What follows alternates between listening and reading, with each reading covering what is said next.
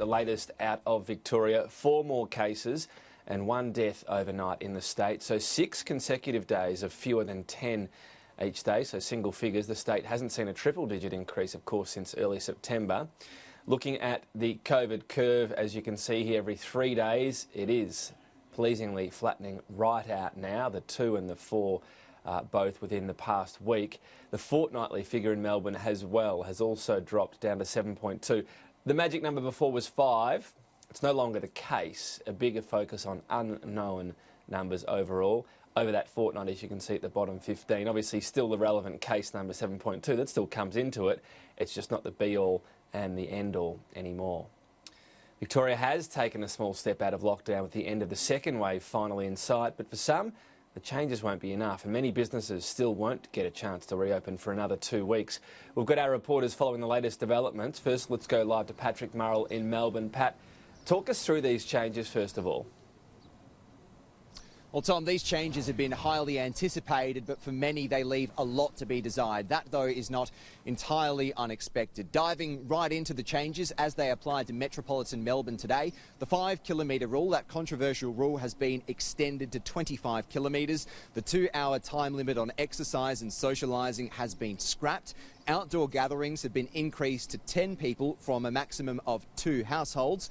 Golf courses, tennis courts, skate parks and other outdoor fixtures have all reopened, and hairdressers can reopen and operate in a limited capacity. More on that from Gabriella Power in just a moment. Here's what hasn't changed in Melbourne today. Hospitality, retail and personal care all remain closed until November. Face masks remain mandatory in all of Victoria, and travel to and from regional Victoria is still prohibited aside from essential reasons, although bushfire preparedness and flood preparedness have been added to that list. Many of the most sought-after changes won't happen for at least another 2 weeks, and that is assuming that coronavirus numbers in Victoria do remain low. On November 2, if that is still the case, then the 25-kilometre rule will be scrapped.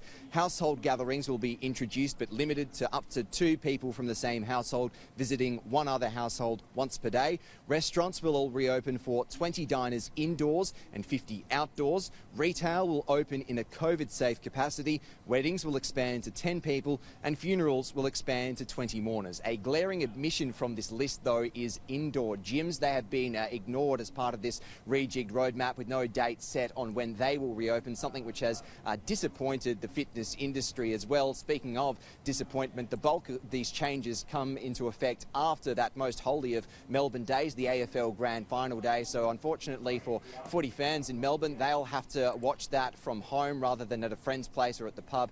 Better news for Geelong fans, though, who will be able to watch it in Geelong from a pub or at a friend's place. Yeah, indeed. So we know the old roadmap is, gone, including this crucial number of 5 average daily cases. How has Daniel Andrews justified that, Pat? Well, the Premier says he always takes advice from his health experts and there will be always a difference of opinion. This approach is conservative and cautious, and it has attracted plenty of criticism from epidemiologists, from mental health experts and, of course, from the federal government. Treasurer Josh Frydenberg, himself a Melburnian, has launched a scathing attack on Premier Daniel Andrews this morning, accusing him of ignoring small business and urging him to do his part to get them up and running again. The Victorian government has shown a callous indifference to the loss of jobs in Victoria and to the plight of small business. More than 1,000 people in Victoria are losing their job every day of this lockdown on average. And now Victoria, with 26% of Australia's population, makes up 40% of those effectively unemployed across the country.